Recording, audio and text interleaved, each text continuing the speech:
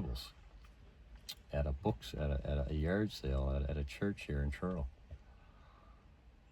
Wow. I picked up some Ray Guy books. Picked up a Corner Boy book from my hometown, my home province of St. John, Newfoundland, and St. John's. So I got some Newfoundland history before we joined Confederation. You know, I got the history of the world through the Bibles. Got some daily devotionals, and I got some Charlie Brown and Handicap. Right? There's a store here selling them for $5 a pop. That's just greed. Denying children the joy of handicap. You might not understand it today. But I want to talk about cults because there's a cheesy cult going around. And I'm shocked, but I shouldn't be shocked, by how quickly they're adapted to it. A cheesy cult that incorporates, I'm using big air quotes here now, Christian nationalists. Now, we used to think the Southern Baptists were a bit off. Southern Baptist congregation or something, whatever, right? Because they had some very odd ideas, right? I love Baptists. I love all denominations because they always tell me a different way of delivering the word, right? Me, I'm a disciple of Jesus, more of a Messianic Jew than anything else, because that's the only way I can keep it simple and keep my legs and my mind on that narrow road. That narrow road to the cross. And yes, you got to pick up that cross. So as bad as I was feeling yesterday, I knew I had to go through it because I knew there was something that I wasn't accepting along his way. That might sound like foolishness to you. And if it is, I'm very sorry because it sounded like foolishness to me too prior to doing the 12 steps, prior to the scales falling from my eyes, right?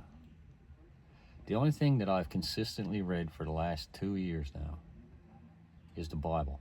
The sponsor asked me yesterday, what do you read? Bible. Because there's everything into it, and I continue to learn. And I've been into this now for about 5 years, regular Bible readings, and I'm only clearly at the top. All right, you know what I mean? I can tell you about 60% of the stories in there maybe, right? You know what I mean? But I keep forgetting. And that's okay, because I got to keep coming back, just like I got to keep coming back to my AA meetings, right? Because it's one step at a time. Anyway, we're going to talk about the cult now. This is what one of my Bible says about it. The belief systems of the cults share much in common. First and foremost, the belief systems of the cults are characterized by closed-mindedness. They are not interested in rational, cognitive evaluation of the facts. Those Christian nationalists I was talking about, they decided that empathy was a sin. I do not know how you can follow Christ and say empathy is a sin.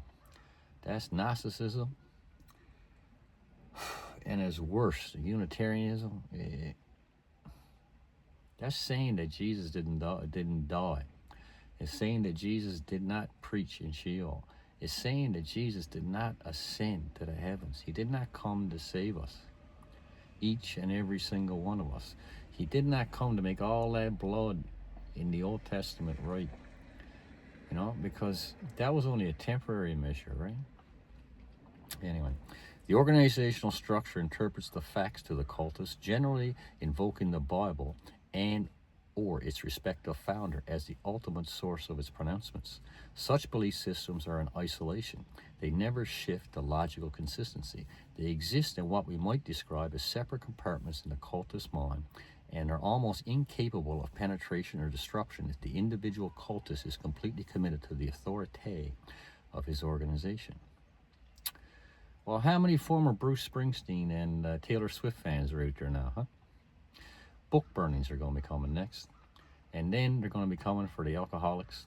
They're going to be coming for anyone that doesn't present their image to the world because their eyes are so shaded in sin. They cannot deal with the bright light, the truth of the mirror being held up to them. So I would say, if you think that empathy is a sin, you should first read the Four Agreements, and then you should read The Alchemist. And if that doesn't prompt you to get into the Bible in the right way, go back and read it again. I'll pray for you. Secondly, cultic belief systems are characterized by genuine antagonism on a personal level, since the cultist almost always identifies his dislike of the Christian message with the messenger who holds such opposing beliefs. Yeah, the mirror. They don't understand that how blessed are the feet of those that bring good news. The identification of opposing beliefs with the individual in the framework of antagonism leads the cultist almost always to reject the individual as well as the belief, a problem closely linked with closed-mindedness and one that is extremely difficult to deal with in general dialogue with cultists. All Jesus told us to do when he sent his disciples out, if they don't receive your message, just take off your sandals and shake the dust off them. There's no Ark of the Covenant, there's no stabbing, there's no killing, there's no mass deportations. You know, what do you not get? What do you not get? Thirdly, almost without exception, all cultic belief systems manifest a type of institutional dogmatism and a pronounced intolerance for any position but their own. Jesus tells me to pray for my enemies. That includes people that don't agree with me. And I do. I really do. So let's go to Proverbs here now. Proverbs 16:25. And let's see what that says about us. 16:25. What you think is the right road may lead to death. Kind words are like honey, sweet to the taste and good for your health. A laborer's appetite makes him work harder because he wants to satisfy his hunger. Evil people look for ways to harm others. Even their words burn with evil. Gossip is spread by wicked people. They stir up trouble and break up friendships. Violent people deceive their friends and lead them to disaster. Watch out for people who grin and wink at you. They have thought of something evil. Long life is the reward of the righteous. Gray hair is a glorious crown. It is better to be patient than powerful. It is better to win control over yourself than over whole cities. Men cast lots to learn God's will, but God himself determines the answer. Do you understand the theme here?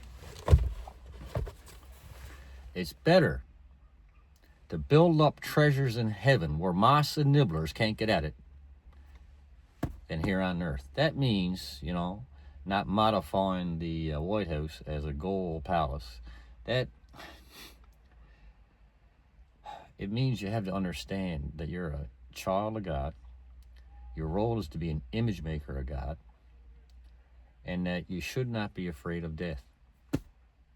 I'm not afraid to die right here and right now because I know I'll be with Jesus. Yes, people will be sad, and I don't really want to go because I got a lot of work to do here.